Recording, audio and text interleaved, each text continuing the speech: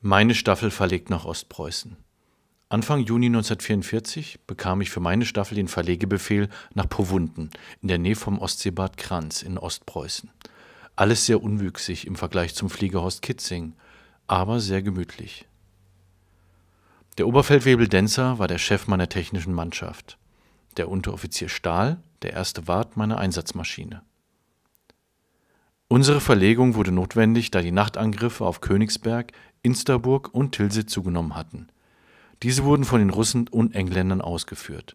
Hierbei setzten die Russen den zweimotorigen amerikanischen Bomber Douglas B-23 ein. Und ihre Angriffstaktik war völlig anders, wie wir erfahren mussten. Außerdem galt nicht mehr die Regel, dass der Gegner viermotorig sein musste. All dieses erlebten wir recht bald in der Praxis beim Einsatz über Tilsit. Anflughöhe, wie üblich in 3500 Meter Höhe, und vor uns sahen wir schon die Brände der Stadt, als mir mein Funker Paul plötzlich »Emil, Emil« und »Tiefer, tiefer« zurief.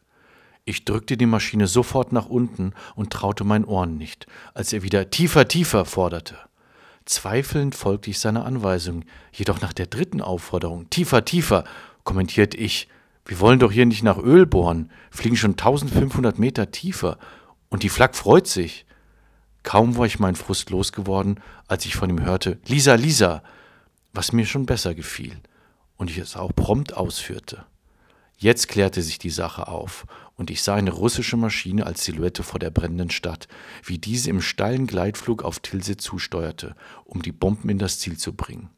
Ich musste sehr schnell reagieren, denn bei meiner Geschwindigkeit hätte ich sie bald überholt. Also den Gegner schnell anvisiert, die Waffen ausgelöst und ich hatte Erfolg. Diese Maschine warf keine Bomben auf Tilsit, wie es die Fotos zeigen und Zeugen vor Ort bestätigten. Hier der Absturzkrater des russischen Bombers. Die russische Taktik bei Bombenangriffen. Die Taktik der Russen war tatsächlich völlig anders als die der Engländer. Der Anflug erfolgte in ca. 3000 Meter Höhe und ging dann in einen steilen Gleitflug in Richtung Ziel über, um in einer Höhe von ca. 1200 Metern die Bomben möglichst zielsicher abzuwerfen. Die große Gefahr, insbesondere durch die leichte Flak mit den Reichweiten bis 2 Kilometer Höhe abgeschossen zu werden, nahmen die Russen in Kauf. Alle Achtung vor so viel Einsatzwillen und dieser fliegerischen Leistung. Zwei wesentlichen Dingen diente dieser steile Gleitflug in Richtung auf das Angriffsziel.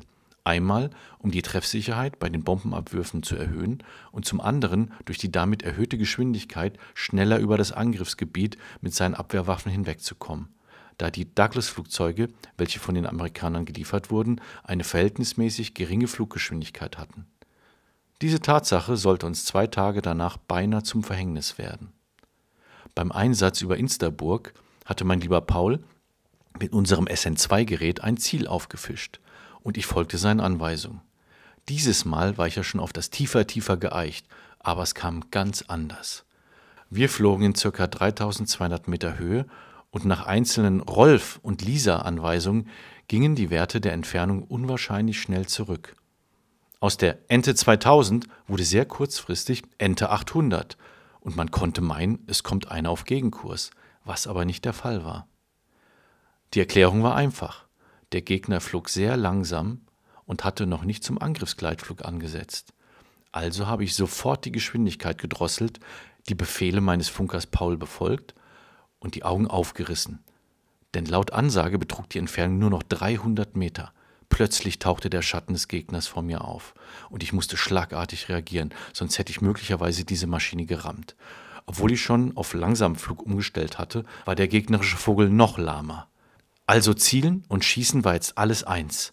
Es wurde ein Volltreffer, denn einzelne Teile des russischen Bombers flogen uns buchstäblich um die Ohren, sodass wir leichte Beschädigungen an unserer Maschine hatten. Das Glück war uns hold, denn es hätte schlimmer kommen können, wenn ein Wrackteil eines unserer Steuerteile wie Seiten- oder Höhenleitwerk zerstört hätte. Eines hatte mich dieser Angriff gelehrt: Den üblichen Schlachtruf »Ran an den Feind« sollte ich nicht zu wörtlich nehmen in Bezug auf die effektive Entfernung zu russischen Bombern. Auch andere friedliche Ereignisse spielten sich in meiner Staffel zur Zeit des Ostpreußen-Einsatzes im Sommer 1944 ab. Wie auf den Bildern zu sehen, konnte ich meinen Mannen 2-mal einen Tagesausflug zum Baden im Ostseebad Kranz ermöglichen. Unsere Staffelkapelle unter Leitung von Feldwebel Scherer am Saxophon mit Trompeter Unteroffizier Schwarz, einem Gitarristen und einem Schlagzeuger, deren Namen mir leider entfallen sind, sorgt mit flotten Rhythmen für Fröhlichkeit beim Badebetrieb. Mein größter fliegerischer Fehler. Ein weiteres Ereignis, was auf friedlicher Basis verlief, endete sehr gefährlich. Die Sicherheit und Wartung unserer Flugzeuge war auch noch zu damaliger Zeit gewährleistet. Einmal durch das eigene technische Personal und zum anderen durch Spezialmotorenschlosser der Herstellerwerke, welche als Zivilisten bei den Einsatzverbänden Kontrollen bei den Motoren durchführten.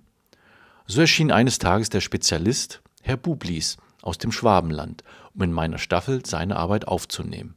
Als zukünftiger Ingenieuroffizier war ich besonders daran interessiert und schon ging es an einem herrlichen Sonnentag mit klarer Sicht, keine Wolke am Himmel, bei Windstille und bei einer spiegelglatten See mit dem Technikflug los.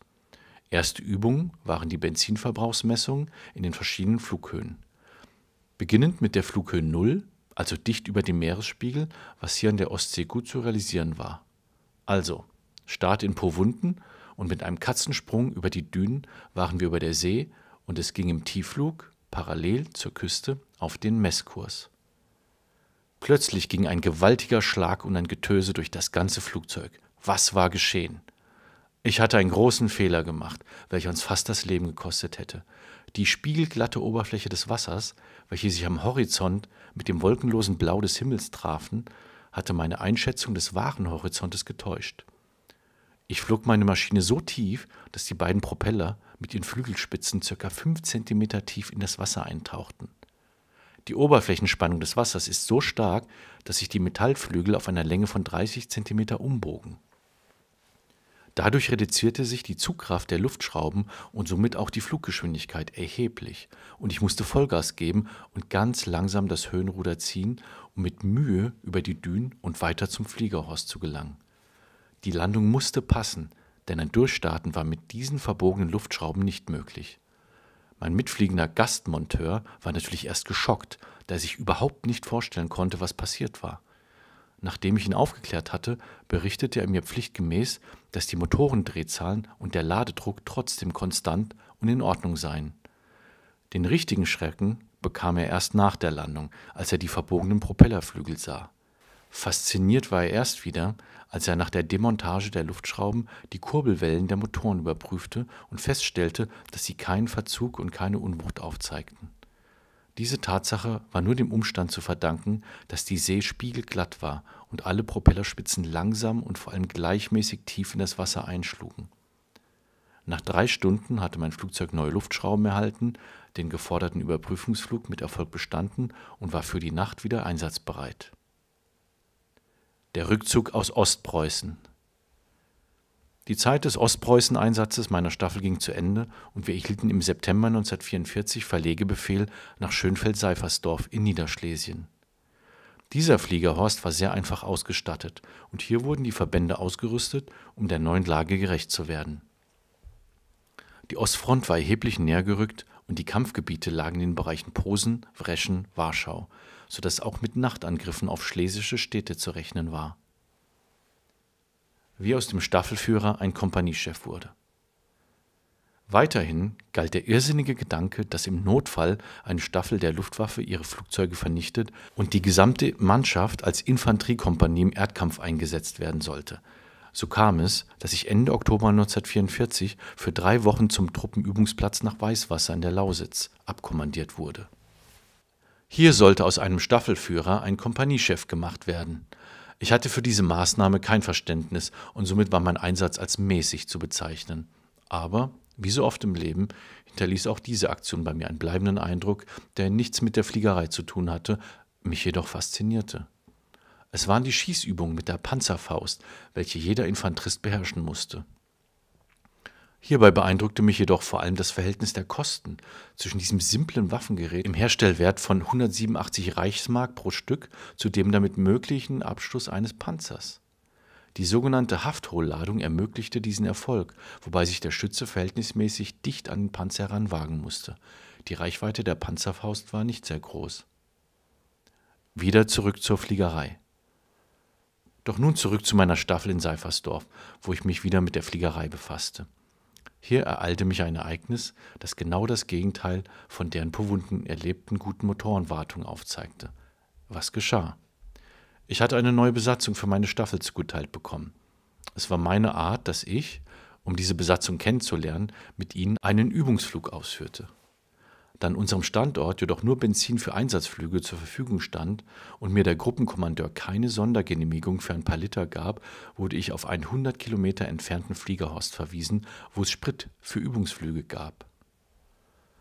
Ich nahm diesen Hinweis an, überprüfte die Flugroute, die notwendige Flugzeit und vor allem den Benzinvorrat bei dieser Maschine. Dieses geschah besonders gewissenhaft durch die Prüfung mittels der Peilstäbe in den Tanks und nicht nur durch die Anzeige im Flugzeug. Der ermittelte Benzinvorrat, bezogen auf die vorhandene Motorserie, erlaubte ein Flugzeug von 30 Minuten. Die errechnete Flugzeit, wobei ich davon ausging, dass ich mich nicht verfranzen werde, betrug 19 Minuten. Somit waren alle Voraussetzungen für diesen Flug geschaffen. Um das Risiko, bezogen auf die Navigation und die Zeiteinhaltung, für den Neuling auszuschalten, habe ich das Flugzeug selbst gesteuert. Später, nach dem Auftanken, sollte der Neuling die Maschine fliegen.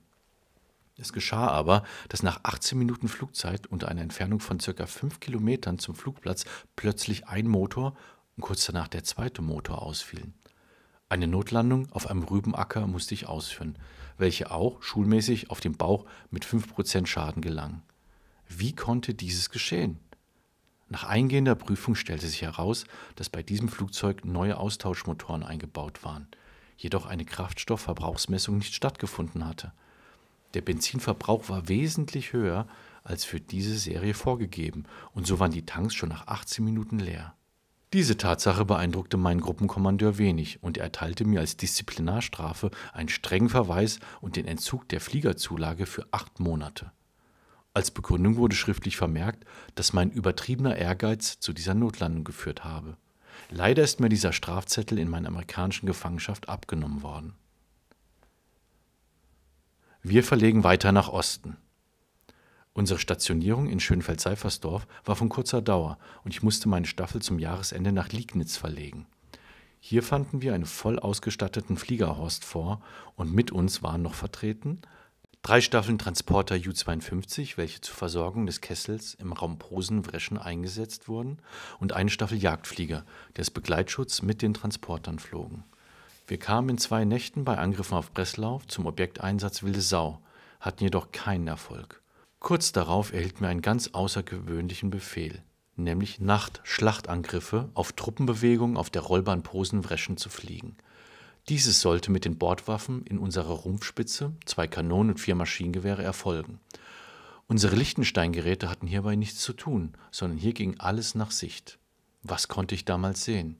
Im Januar 1945 war im Osten die Wetterlage vollkommen winterlich, mit geschlossener Schneedecke, Schneefällen sowie Tag- und Nachttemperaturen unter dem Gefrierpunkt. Nach dem Durchzug eines Schneefallgebietes kam das sogenannte Rückseitenwetter mit aufgerissener Bewölkung und ganz klaren Sichtverhältnissen.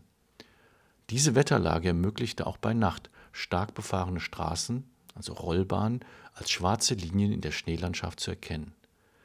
Entscheidend war es natürlich, die richtige Rollbahn zu erreichen. Hierbei war mein Funker stark gefordert, der durch entsprechende Peilungen über Funkfeuer den Standort ermitteln musste. Wie konnte ich nun feststellen, ob Truppen- und Fahrzeugbewegungen auf dieser Straße stattfanden?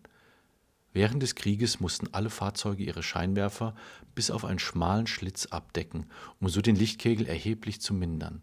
Aber trotzdem war der verbleibende Lichtschein bei klarer Sicht aus 1000 Meter Höhe noch erkennbar und somit die Möglichkeit des Angriffs gegeben.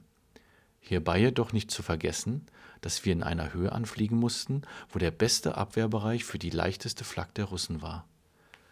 Dieses bekamen wir auch bei unserem ersten Angriff sehr deutlich zu spüren und wir waren froh, von diesen 3 Einsätzen immer unbeschädigt im Heimathafen wieder zu landen.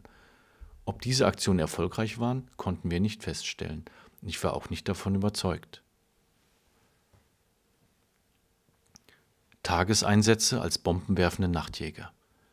Ganz anders bei dem neuen Sondereinsatz, welcher 2 Tage danach auf uns zukam und der auch gar nichts mit einem üblichen Nachtjagdeinsatz zu tun hatte. Was war geschehen? Der Stadtkommandant von Parchwitz an der Oder telefonierte mit dem Fliegerhorstkommandanten im 50 Kilometer entfernten Liegnitz und bat dringend um Hilfe. Er berichtete, dass sich russische Verbände in einem Waldstück auf der östlichen Uferseite der Oder zusammenziehen und eine Überquerung planen. Die Oder war in diesem Bereich fest zugefroren und er verfügte in seinem Abschnitt über keine entsprechende Artillerieeinheit, welche die Eisfläche hätte zerstören können. Und so bat er um Hilfe durch die Luftwaffe. Diese Situation war in den Januartagen 1945 für mehrere Städte in Schlesien gegeben, da die Russen folgende Taktik durchführten.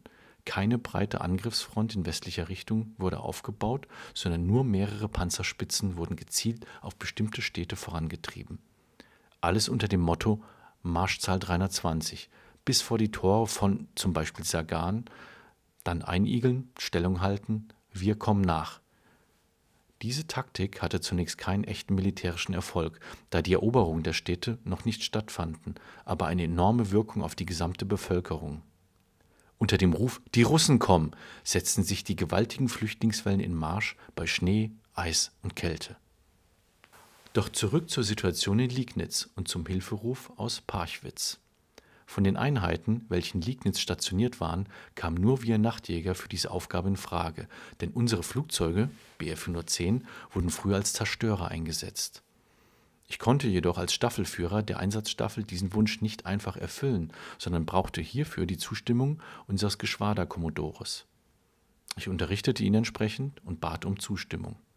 Auch mein Werkmeister musste kontrollieren, ob die entsprechenden Vorrichtungen für Bombenabwürfe bei den Flugzeugen vorhanden waren. Es war der Fall, jedoch musste der Abwurf selbst manuell mittels Seilzug erfolgen. Die erforderlichen Behälter Sprengbomben lagen als Einsatzreserve in einem Bunker des Fliegerhorstes bereit. Ich war damals sehr erstaunt über diesen Zufall. Sehr wichtig war mir auch, die Meinungen meiner Besatzung über diesen Sondereinsatz zu erfahren. Nach dem, was wir mit den Flüchtlingsströmen, die Liegnitz und den Fliegerhorst schon erreicht hatten, gesehen und erlebt hatten, fand dieser Einsatz bei meinen Mannschaften volle Zustimmung. Auch der Einsatzbefehl unseres Geschwaderkommodore traf ein und somit waren wir mit 9 Flugzeugen bereit als bombenwerfende Nachtjäger für den Einsatz am nächsten Tag. Was wir zum Bombenwerfen bezüglich Anflugart, Zielen und Auslösen noch wissen mussten, hörten wir von 2 unserer Besatzung, welche früher mit der Bf 110 als Zerstörer im Einsatz waren. So flogen wir am 26. Januar 1945 6 Tageseinsätze mit Bombenabwürfen im Bereich Parchwitz an der Oder. Dieses war möglich, da das Zielgebiet 50 Kilometer von unserem Fliegerhorst entfernt lag und die Zeit für den Einsatz nur ca. 30 Minuten betrug. Die Wetterlage war echt winterlich, einzelne Schneeschauer bei einer Wolkenuntergrenze von 600 bis 800 Metern. Also mussten wir im Abwehrbereich der leichten Flak der Russen operieren. Zunächst ging alles soweit gut, bis beim 4. Einsatz eine Maschine nicht mehr zurückkehrte. Die Besetzung waren alte Hasen und trotz des bestehenden Funkverkehrs untereinander hat keiner von uns eine Meldung oder einen Notruf empfangen bzw. etwas beobachtet. Diese Tatsache dämpfte unsere Stimmung. Obwohl ein sehr lobender Bericht des Stadtkommandanten von Parchwitz vorlag, der bestätigte, dass unsere Aktion ein voller Erfolg war und er sich für die Hilfe vielmals bedankte. Das Eis der Oder wurde gebrochen und die Truppenbereitstellung im angrenzenden Waldgebiet hatten sich in südliche Richtung abgesetzt. Die Ungewissheit über unsere beiden Kameraden sollte nicht lange dauern. Nach 2 Stunden öffnete sich die Tür zu unserem Bereitschaftsraum und es erschien die vermisste Besatzung, froh und unversehrt. Da war die Freude riesengroß. Und was war geschehen? Die russische Flak hatte ihre Maschine getroffen und sie mussten notlanden, was ihnen auch einwandfrei gelang. Aber jetzt hatten sie ein Problem. Gewehr- und Maschinengewehrfeuer hörten sie rundum, jedoch wo waren unsere Freunde, wo war der Feind? Viel Zeit zum Überlegen blieb ihnen nicht, und so flohen sie rein gefühlsmäßig in Richtung, wo sie glücklicherweise bald auf unsere Infanteristen stießen, welche sie mit einem PKW nach Liegnitz brachten. So waren wir wieder alle vollzählig und einsatzbereit.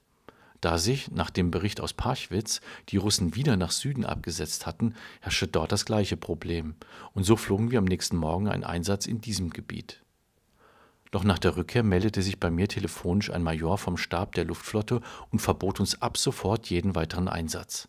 Meine Hinweise auf die erfolgreichen Aktionen am Vortage interessierten ihn nicht und er sagte wörtlich, wir machen den Krieg und nicht der Oberleutnant Kerberg. Gleichzeitig drohte er mir mit einer Disziplinarstrafe, wenn ich diesen Befehl nicht befolge. Ich folgte und weitere Einsätze fielen aus. Wir ziehen uns zurück nach Prag. Am nächsten Tag erhielt ich den Befehl, meine Staffel bis zum 30. Januar 1945, also in 3 Tagen, nach Prag-Rusin zu verlegen. Mein guter Kontakt zum Fliegerhauskommandanten ermöglichte mir, dass ich für meine technischen Mannschaften noch 4 Eisenbahnwaggons ergattern konnte und sie so auf die Reise schickte. In allen Flugzeugen flogen die ersten Warte der jeweiligen Maschine als 3-Mann-Besatzung nach Prag-Rusin. Dort angekommen, wurden wir auf Warteposition gestellt und von anstehenden Einsätzen war nicht die Rede. So ahnte ich nichts Gutes. Vater und Sohn. Interessantes war jedoch dort zu sehen, nämlich die neueste Version, wie wir versuchten, den japanischen Kamikaze-Fliegern nachzueifern. Unter dem Stichwort Vater und Sohn wurden auf die Ju-88 Kampfflugzeuge je ein Jäger Focke-Wulf 190 fest auf den Tragflächen im Schwerpunkt montiert, welcher jedoch, außer der eigenen Steuerung, auch die der Ju-88 übernehmen konnte. Die Ju-88 wurde voll mit Sprengstoff beladen und damit vom Flugzeug zur fliegenden Großbombe umfunktioniert. Der Flugzeugführer steuerte mit seiner Focke-Wulf 190 dieses Gespann Vater und Sohn auf das betreffende Ziel zu und klinkte sich im letzten Augenblick mit seinem Jagdflugzeug aus, um seinen Einsatzhafen wieder zu erreichen. Dieses war der entscheidende Unterschied zwischen dem selbstmörderischen Martyrium der Japaner und der deutschen Version. Meine Staffel wird aufgelöst. Es dauerte nur gut 3 Wochen und meine schlechte Ahnung verwirklichte sich, indem meine Staffel aufgelöst wurde. Dieses geschah von oben als Befehl auf dem Dienstweg und ich als Einheitsführer wurde hierzu nicht gehört. Was mit meinem Mann geschah und wohin es ging, wurde mir nicht mitgeteilt. Ich erhielt einen Marschbefehl, wonach ich mich sofort nach Bad Wörishofen zu begeben und dort bei der Kommandantur zu melden hätte. Wieder eine Ungewissheit. Und was erwartete mich dort? Als Kneippbart war mir dieser Ort bekannt, doch mit der Fliegerei hatte er nichts zu tun. Trotzdem unterdrückte ich meine Neugier, denn ein ganz anderer Plan schoss mir durch den Kopf. Im September 1944, als wir in Seifersdorf lagen, habe ich mich mit meiner Freundin, die ich 1938 in Breslau kennengelernt habe, verlobt. Im Januar 1945 floh sie mit ihrer Mutter in Richtung Westen und konnte mir noch telefonisch mitteilen, wo sie eine neue Herberge gefunden hatten. Diesen Ort habe ich auf meinen Weg nach Bad Wörishofen mit eingeplant. Es wurde nur ein Blitzbesuch, aber es war gut so, denn es sollte das letzte Zusammentreffen und letzte Bild von uns bis zum Ende des Krieges und meiner Gefangenschaft sein.